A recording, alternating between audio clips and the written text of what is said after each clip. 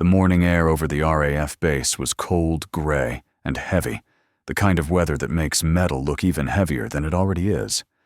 On the hardstand rows of P-47 Thunderbolts sat waiting massive, blunt, unapologetically ugly. 7 tons of aluminum steel fuel and ammunition. They didn't look like fighters. They looked like mistakes that somehow learned how to fly. Ground crews moved quietly around them, refueling, checking panels, pretending not to notice what everyone was thinking. Pilots climbed the ladders and paused for a second before stepping into the cockpit, not out of ritual, but hesitation. You could feel it. No speeches, no bravado. Just the unspoken question hanging in the air. This thing is supposed to protect us. Across the channel, German pilots were waking up to a very different mood. To them, the Thunderbolt was a joke. Too heavy, too slow, too clumsy to turn. In the Luftwaffe mess halls, the nickname stuck easily. A flying tank, a target that brought its own wreckage. If a P-47 tried to dogfight a Focke-Wulf 190 or a Messerschmitt 109, the outcome wasn't in doubt. Physics had already decided. Lighter aircraft turned faster. Faster turns mean guns on target sooner. And sooner in air combat is everything. 6 seconds could mean life, or a fireball falling out of the sky. American bomber crews saw it too. When German fighters attacked the escorts, struggled to stay with them. The Thunderbolts couldn't follow through tight turns. They bled speed. They bled altitude. And sometimes they bled pilots. Losses mounted quietly at first, then too often to ignore. The numbers didn't lie, and neither did the empty chairs at briefing rooms. Commanders started talking about replacements. Sleeker aircraft, lighter frames, fighters that could dance instead of lumber. The P-47 program looked less like a weapon and more like an expensive lesson learned the hard way. And the Germans. They were confident, almost relaxed. When they saw a Thunderbolt, they knew exactly how the fight would go. Break away, turn hard climb, and watch the Americans struggle to keep up. The P-47 didn't scare them. It reassured them. Everyone on both sides agreed on one thing. This aircraft was wrong. But here's the problem with consensus in war. When everyone agrees, someone usually isn't thinking hard enough. Because the Thunderbolt wasn't failing for the reason everyone believed. It wasn't losing because it was weak. It was losing because it was being asked to fight the wrong war. And the moment someone finally understood that, everything began to change. By early 1943, the illusion was gone. Whatever optimism existed around the P-47 had been burned out of the sky. Every escort mission followed the same pattern.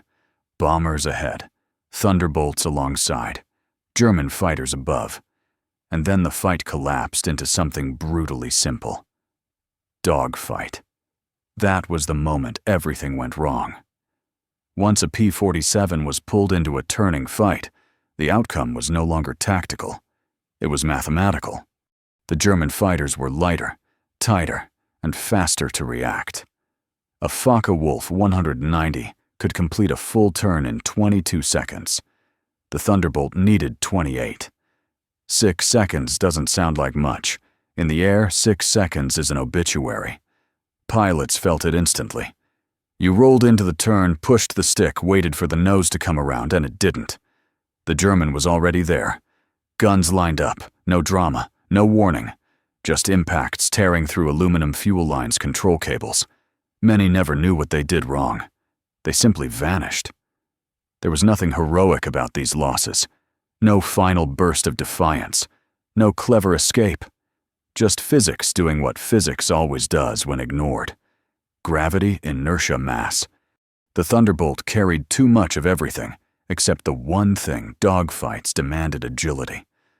Bomber crews watched it unfold from above and behind. Escorts that were supposed to protect them were suddenly fighting for their own survival. Thunderbolts fell away, struggling to stay in the fight. Some tried to follow the Germans through tight vertical maneuvers and paid for it immediately. Others disengaged low on speed, low on altitude, with no good options left. Every mission ended the same way. Bombers damaged, sometimes destroyed. Fighters missing. And back at base, silence replaced confidence. Chairs went empty. Names were read aloud once, then never again. German pilots noticed. Of course they did. They learned quickly that the Thunderbolt would accept the fight they offered. Turn hard, bleed speed. Trap the heavier aircraft, finish it cleanly. To them, it wasn't combat. It was routine. If the P-47 showed up, it meant opportunity. Even American commanders could see the pattern forming. Reports stacked up. Kill ratios told the story without emotion. The aircraft wasn't keeping up. The escort concept was breaking down. Quiet conversations began in briefing rooms and headquarters offices, not about tactics, about replacement. Maybe the Thunderbolt was simply the wrong tool, too heavy, too stubborn, too late. There were sleeker fighters coming, fighters that could turn climb and chase, fighters that could survive the kind of combat the Luftwaffe demanded. From the outside, the conclusion seemed obvious. The P-47 was failing, not because of bad luck, not because of poor pilots, but because it was fundamentally outclassed in the fight everyone insisted it had to take, and that belief settled in like concrete. Dogfight equals death. The Thunderbolt proved it again and again. Every loss reinforced the same lesson. Every mission confirmed the same mistake. The aircraft was judged. The verdict was clear. And the war moved on, ready to discard another idea that didn't work fast enough. What no one wanted to admit yet was that the problem wasn't the aircraft. The problem was the fight everyone kept forcing it into. While everyone else was arguing about what the P-47 couldn't do, Hubert Zemke was doing something far less dramatic and far more dangerous. He was thinking. Zemke wasn't the loudest pilot in the room. He wasn't chasing glory or kill counts. He wasn't born an ace. What he was above all else was stubbornly curious. He had flown the Thunderbolt long enough to know one uncomfortable truth. The airplane wasn't failing randomly. It was failing consistently. That meant something was wrong with the question. Most pilots asked the same thing after every loss. How do we win the dogfight? How do we turn faster? How do we survive longer inside the fight? The Germans clearly wanted. Zemke didn't ask any of that. He asked something much more irritating. Why are we playing their game? He looked at the Thunderbolt without emotion. No romance, no pride, just facts. Horizontally, the P-47 was terrible. Too heavy, too slow to respond, too late to every turn. Trying to fix that was like asking a truck to dance ballet. You could try. Physics would still laugh. But vertically, everything changed. The P-47 didn't just dive well. It owned the dive. At high altitude, it carried energy like a bank account. Height wasn't position. Height was potential. Speed waiting to happen. The Thunderbolt could fall faster, stay stable longer, and survive forces that ripped lighter fighters apart. Zemke realized the aircraft wasn't losing because it was weak. It was losing because it was being dragged sideways into a fight it was never designed to win. The solution wasn't bravery. It wasn't tighter formations or better speeches. It was discipline. Stop turning. Stop chasing. Stop reacting emotionally to enemy moves. Fight vertically. Trade altitude for speed. Speed for survival. Survival for position. In short, stop trying to outfly the enemy. Outthink him. And once that thought settled in, the Thunderbolt stopped being a mistake. It became a weapon. Once Zemke stopped asking how to win dogfights, everything else became surprisingly simple. Not easy. Simple. The Thunderbolt didn't need tricks. It needed discipline. The new idea spread quietly through the 56th Fighter Group, almost like a secret you weren't supposed to say out loud. Stop turning. Stop chasing. Stop trying to be impressive. If the enemy wants you to turn, that's not an invitation. That's a trap. Boom and zoom wasn't a clever maneuver. It was a system, a way of thinking. Altitude became currency. You didn't spend it casually. You saved it. You invested it. And when the moment came, you cashed it in at very high speed. Height turned into velocity. Velocity turned into survival. From above, the fight looked different. German fighters weren't opponents anymore. They were targets. You didn't circle them. You didn't dance with them. You fell on them. Hard. Fast. Once, a Thunderbolt would roll over nose down and let gravity do the work. Airspeed climbed fast, far beyond what lighter fighters could safely handle. At those speeds, the P-47 was stable. Calm, almost bored. The guns fired. 8 of them. And then, without hesitation, the pilot pulled out of the dive and climbed back into the sky. One pass, that was it. No turning to see what happened. No chasing the smoke trail. No emotional attachment to a kill. If the German survived, that was his problem. The Thunderbolt was already gone, climbing back to safety, preparing to do it again. The rules were brutal and non-negotiable. Never turn with the enemy. Never follow him down. Never slow down to finish a fight. The moment speed bled off, the moment curiosity took over, the Thunderbolt became vulnerable again. Discipline was survival. Emotion was fatal. Training had to change. Pilots were taught to think in 3 dimensions, not flat circles drawn on a map. Altitude wasn't background scenery anymore. It was the weapon. Lose it carelessly, and you were broke. Spend it correctly, and the enemy never even saw you coming. The hardest part wasn't learning the tactic. It was unlearning instinct. Every fighter pilot wants to chase, wants to turn back, wants to prove something.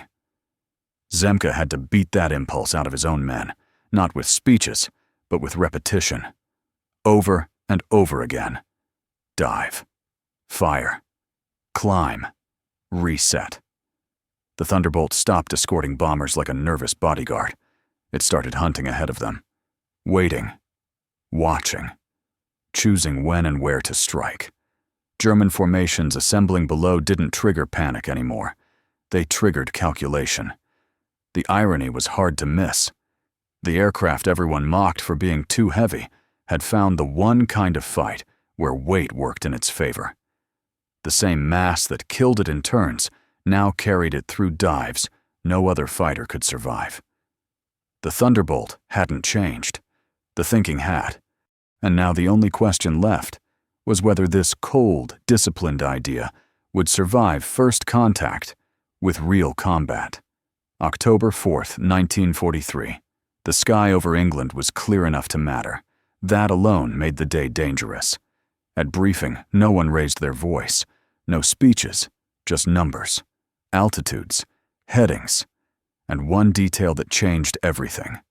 The bombers would cruise at 22,000 feet. The Thunderbolts would wait at 30. 8,000 feet doesn't sound dramatic. On paper, it's a margin. In the air, it stored violence. The formation lifted off and settled into the long climb. Engines droned. Oxygen masks hissed. Below them, the bomber stream stretched across the sky, heavy and exposed. Above it, the 56th Fighter Group stayed invisible, circling patiently, like something holding its breath. German radar picked them up over the coast. Controllers scrambled fighters. Focke-Wulfs climbed hard, gathering ahead of the bombers, preparing the same intercept they'd flown 100 times before. Gain height. Dive through. Break away. Repeat. It was a system that had worked for years. They never looked up. At 09:52, Zemke saw the German formation assembling below, still climbing noses pointed toward the bombers. He didn't hesitate. He rolled his aircraft and pushed forward. 51 Thunderbolts followed him into a steep dive, 7 tons each accelerating like gravity had been waiting all morning for permission. Airspeed climbed past 300. past 350, 400. The aircraft didn't shake. It didn't complain. It just went faster. The first German pilot never finished his climb. 1 second he was lining up a bomber. The next tracers tore through his cockpit from above and behind. He didn't turn. He didn't dive. He simply stopped flying. What followed lasted about 90 seconds. It felt shorter. Thunderbolts ripped through the German formation in straight, brutal passes. No circling. No hesitation. 8 guns per aircraft. Hundreds of rounds per second. The sky filled with debris smoke and pieces of airplanes that had been perfectly fine moments earlier. German pilots tried to react. Some broke left, some right. Some pushed their noses down, trying to dive away. Physics answered all of them. At those speeds, lighter fighters couldn't pull out cleanly. Some blacked out. Some overstressed their airframes. One Focke-Wulf tried to follow a Thunderbolt into the dive and lost a wing for his effort. The Thunderbolts didn't chase. They didn't turn. Each pilot fired once, pulled out, and climbed back up through the chaos. Altitude bled into speed. Speed bled into distance. And distance turned back into altitude. 4 minutes later, they were above the Germans again. They dove again. The second pass broke what was left of the formation. The third ended it. German pilots who had expected a routine intercept were suddenly fighting for survival against an enemy they couldn't catch, couldn't outrun, and couldn't force to turn. By 10:03, the sky above the bombers was empty. Not quiet. Empty. The surviving German fighters fled east low and scattered. None reached firing range of the bomber stream. 0 bombers lost. 0 Thunderbolts missing. Back at base ground, crews counted ammunition belts. Gun cameras were pulled. Intelligence officers listened to reports that sounded exaggerated. 21 confirmed kills, 8 probables, 16 damaged. No American losses. Headquarters demanded verification. They checked every claim. Radar tracks. Film. Separate interviews. It all held. This wasn't luck. It wasn't surprise alone. It was arithmetic executed at 400 miles per hour. Height converted into speed. Speed converted into control. Control converted into kills. For the first time, the Thunderbolt had fought its own war, and it had annihilated the enemy in under 2 minutes. From that moment on, the question wasn't whether the P-47 worked. The question was why it had taken so long to let it. Victory has a dangerous side effect. It convinces people that a system works everywhere, every time, under all conditions. Schweinfurt proved otherwise. When the bombers turned toward the ball-bearing factories, everyone knew this mission was different. The target was deep, the defenses were layered, and the Luftwaffe wasn't confused anymore. They were waiting, in numbers. The Thunderbolts flew exactly as planned, high above the bomber stream, disciplined, patient, ready to dive. And when the Germans rose to intercept, the first attacks worked. Fighters fell. Formations broke.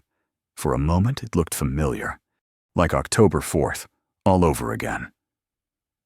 Then the scale of the battle caught up. There were simply too many German fighters.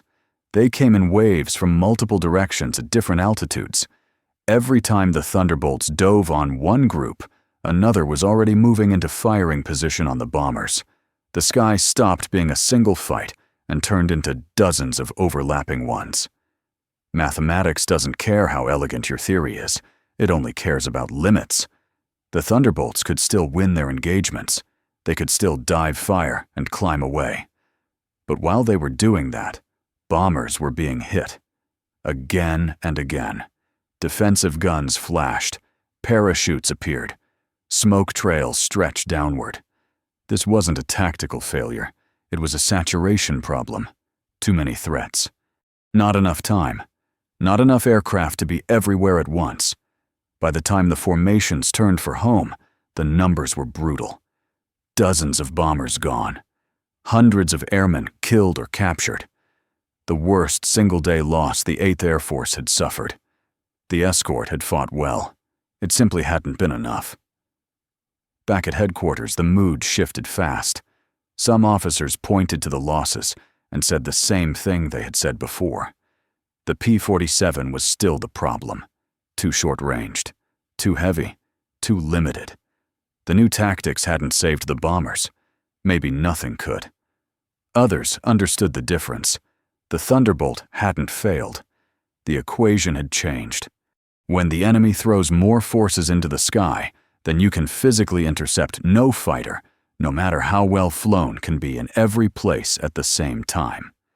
Schweinfurt forced an uncomfortable truth into the open. Tactics could shift the balance. They could even dominate it under the right conditions. But they could not erase numbers. They could not defeat scale. The lesson mattered. Not because it disproved the new way of fighting, but because it defined its boundaries. Clear weather mattered. Position mattered. Timing mattered. And when those variables disappeared, even the best system bent under pressure. The Thunderbolt pilots understood it immediately. There was no panic, no denial, just a sober recalculation. The war hadn't been solved. It had been pushed forward. Schweinfurt wasn't the end of the idea. It was the reminder that evolution never stops. The Luftwaffe didn't panic. They adapted. German commanders were many things, but slow learners were not one of them. After October, the reports piled up. Pilots described Thunderbolts appearing from impossible heights, striking once and vanishing upward before anyone could respond. Traditional intercept doctrine was failing. So the Germans did what professionals always do when doctrine breaks. They changed the geometry. Instead of massing fighters into one large formation, they began to spread them vertically. Some units high, some low. Others held back waiting. The goal wasn't to beat the Thunderbolt in a clean fight. It was to overload it. Force. American escorts to dive early, bleed altitude, split attention. If you couldn't outfight the P-47, you could outnumber the sky. The air war stopped being horizontal and became layered. For a moment it worked. Thunderbolts diving on high formations left bombers exposed to attacks from below. Units chasing low contacts lost their altitude advantage and paid for it minutes later. German controllers adjusted, constantly feeding small groups into the battle instead of committing everything at once. It was no longer brute force. It was chess. The American response came quietly. No press releases, no dramatic announcements, just another recalculation. Zemke and his pilots stopped thinking in terms of formations and started thinking in terms of space. Vertical space. Thunderbolts were stacked like floors in a building, one squadron high, one in the middle, one lower but still above the bombers. Wherever German fighters appeared, someone always had altitude. If the enemy came high, the top layer dove. If they came low, the bottom layer struck. The middle covered both. It wasn't elegant. It was efficient. German pilots noticed something else too. Weather had become an ally. Clouds erased altitude advantage. Low ceilings compressed the fight into the very environment where the Thunderbolt was weakest.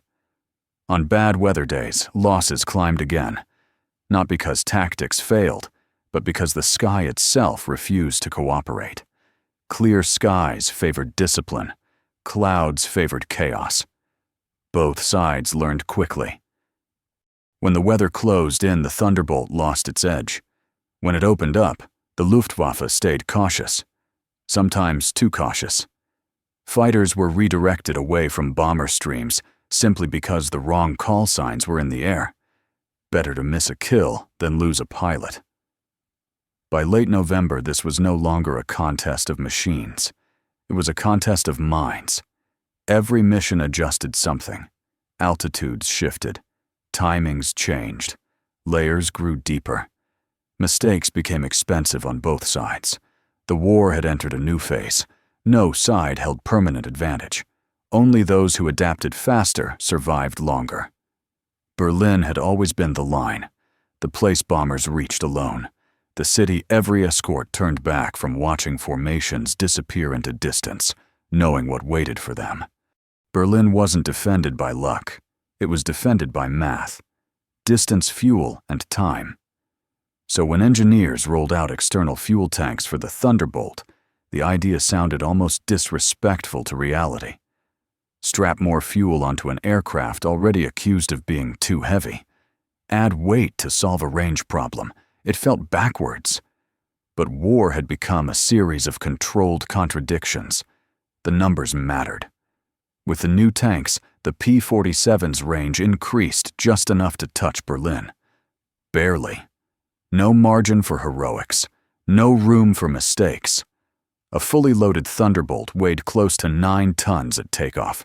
It needed every foot of runway. Climb was slow, vulnerable. German fighters could have intercepted right then and ended the experiment before it started. Zemke calculated the solution the same way he calculated everything else. Burn the external tanks first. Climb patiently over friendly territory. Drop the empty tanks at the precise point. Cross into enemy airspace at combat weight with full internal fuel intact. If the timing was wrong by minutes, the mission failed. If the timing was perfect, Berlin was no longer out of reach. On March 6, 1944, the formation lifted into the morning sky. Hundreds of bombers, dozens of Thunderbolts carrying fuel instead of confidence. The climb was quiet. Everyone watched their gauges. Nobody wasted movement. Over the coast, tanks fell away in unison, spinning toward the ground below. The Thunderbolts were ready. German radar tracked the formation. Controllers scrambled everything available. Berlin was not a target you defended casually. Fighters rose in force, assembling ahead of the bombers, confident the escorts would break off like always. They didn't. For the first time, American fighters crossed into Berlin airspace alongside the bombers. The psychological effect hit before the guns ever fired. German pilots were used to attacking bombers without interference at this depth.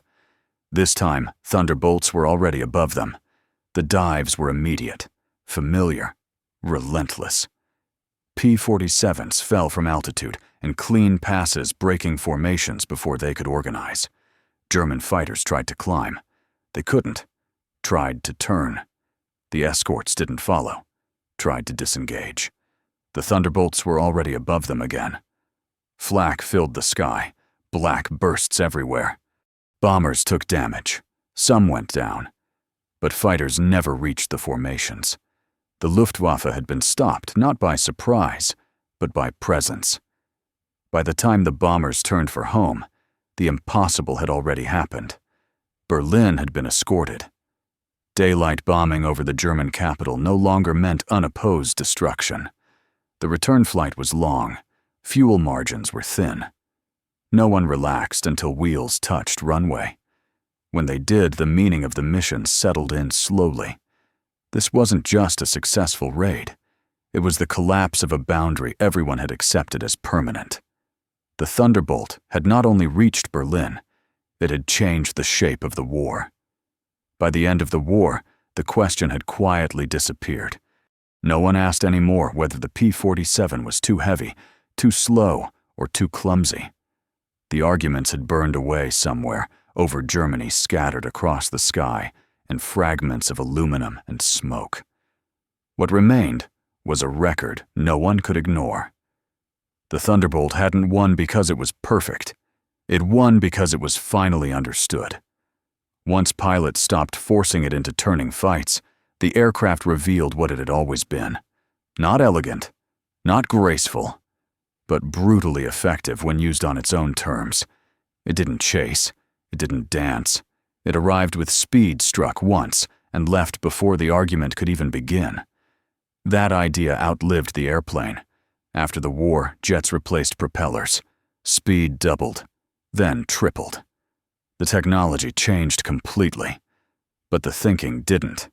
Pilots flying F-4, Phantoms over Vietnam were taught the same lesson, just at higher altitude and much higher speed. Energy mattered, Position mattered. Discipline mattered. Later, F-16 pilots learned it again. Lighter aircraft, advanced avionics, fly-by-wire controls. None of it changed the rule. Altitude is still potential. Speed is still life. And chasing the wrong fight still gets people killed. The Thunderbolt never became famous for being beautiful. It became respected for being honest. It punished mistakes immediately. It rewarded discipline ruthlessly. It didn't care what the enemy wanted. It only cared about physics. That was the real legacy. Victory didn't come from having the strongest machine. It came from refusing to play the wrong game. The Germans didn't lose because their fighters were weak. They lost because for the first time, they were forced to fight an enemy who wouldn't accept their terms. The war in the air changed the moment one side stopped asking how to fight better and started asking how to fight smarter. The P-47 was never a miracle. It was a lesson written in altitude, speed, and restraint. A reminder that technology only matters when thinking keeps up with it. And that in war, as in life, the most dangerous mistake isn't being outmatched. It's insisting on winning a fight you were never meant to fight in the first place.